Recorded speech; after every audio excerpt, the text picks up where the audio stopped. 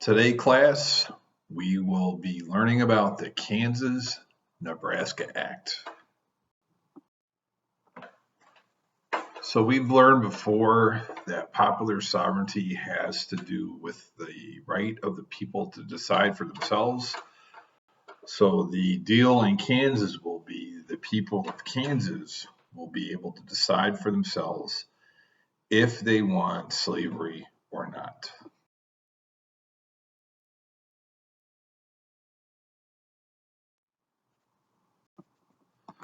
So this slide's pretty easy to understand. The North doesn't want to use popular sovereignty because they feel as if it's already been decided by the Compromise of 1820, where you use the southern boundary of Missouri to divide between slave and free states.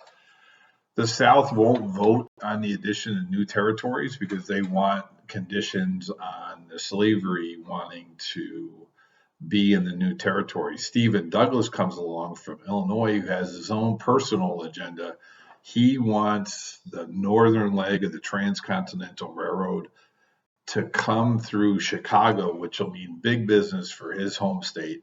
So he comes up with the suggestion to let the people decide, and that will be enough to get people on his side to allow Kansas to enter the Union first. And then the people of Kansas will decide whether they want slavery or not.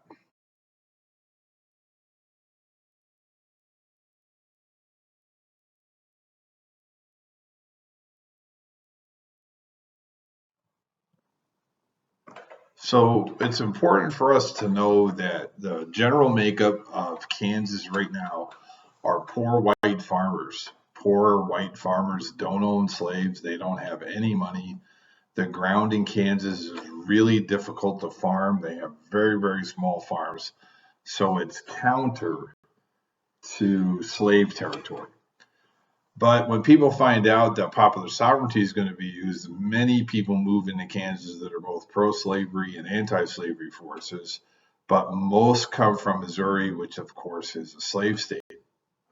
So when they hold an election, the votes are counted, the slavery forces win, Kansas will be admitted as a slave state, and the election is over, and most of the people who came to vote for slavery left and went back to their homes. That left Kansans, who are poor white farmers who don't want slavery, left in their home state as being labeled slave owners. So they form their own government. The pro-slavery forces form their own government.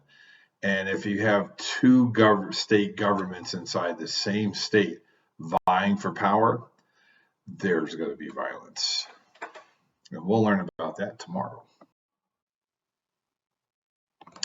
So on this particular political cartoon, I am going to ask you a question on Flipgrid for you to answer. So I want you to take a good close look at it.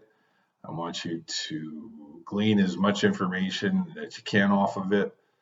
Take a look at it, make a couple of notes, and then I will have a question posted on Flipgrid that asks what you think this means and what you actually see in there, and more importantly, what you think the message of this particular cartoon is, because tomorrow we'll be talking about what happens in Kansas afterwards and how come it got the name Bleeding Kansas.